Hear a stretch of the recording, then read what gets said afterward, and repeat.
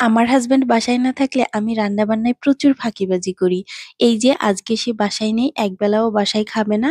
আমার তো রান্না করতেই ইচ্ছে করছিল না। কিন্তু কি করার, টামি তো একটু পরপর নক করছে খাবারের জন্য। ভাবলাম কি রান্না করে খাওয়া যায়? তাই তো এরকম শর্টকাট রান্না। আসসালামু আলাইকুম, সবাই কেমন আছেন?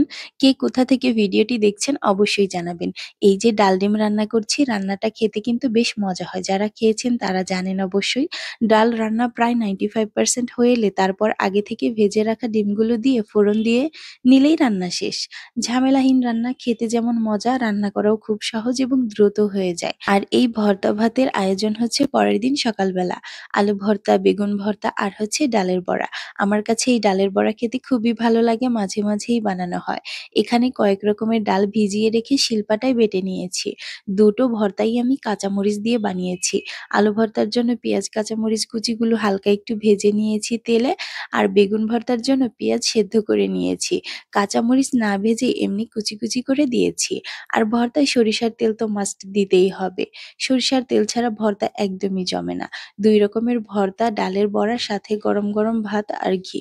আলহামদুলিল্লাহ, এরকম মজার খাবার সকাল সকাল আল্লাহ আমাদের রিজিকে রেখেছে। দুপুরের রান্নায় আজ থাকছে পোয়া মাছ, পেঁয়াজ দিয়ে ভুনা, মাছের মাথা দিয়ে সবজি আর ইলিশ মাছ দিয়ে পুঁইশাক। সত্যি বলতে এই পোয়া মাছ এর আগে আমার কখনো খাওয়া হয়নি। রান্না করছি প্রথমবার, খাবোও প্রথমবার। জানি না কেমন খেতে হবে। আজকে পোয়া মাছটা অল্প পেঁয়াজ দিয়ে ভুনা করব। সব মসলাগুলো ভালো করে কষিয়ে নিয়ে যখন তেলটা উপরে উঠে এসেছে তখন মাছগুলো দিয়ে দিয়েছি। মাছটা একদম সফট, মনে হচ্ছে বেশি নাড়াচাড়া করলে ভেঙে যাওয়ার সম্ভাবনা আছে। ২ চুলাতে একসাথেই রান্না বসিয়ে দিয়েছি। পাশের চুলায় মাছের মাথা কষিয়ে নিচ্ছি। মাছের মাথা দিয়ে সবজি দিয়ে রান্না করব। আমি এখানে বেগুন, গোল আলু আর গাছ আলু বা বেল আলু, কে কোন নামে চিনেন আমি জানি না, সেটাই দিয়েছি। আমাদের এখানে এই আলুকে বেল আলু বলে। খেতে কিন্তু ভালো। এই আলু মাছ দিয়ে রান্না করলে খেতে বেশি ভালো লাগে।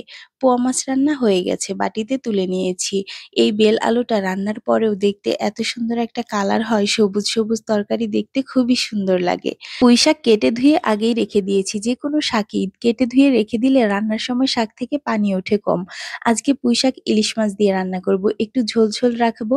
ইলিশ মাছটা খুবই ছোট ছিল, তবুও প্রচুর দাম। এই ছোট ছোট ইলিশ মাছগুলো খেতে কিন্তু খুব ভালো হয়। আমি পুঁইশাক শুধু কাঁচামরিচ দিয়ে রান্না করেছি। এখানে কোনো শুকনো মরিচের গুঁড়া ব্যবহার করিনি।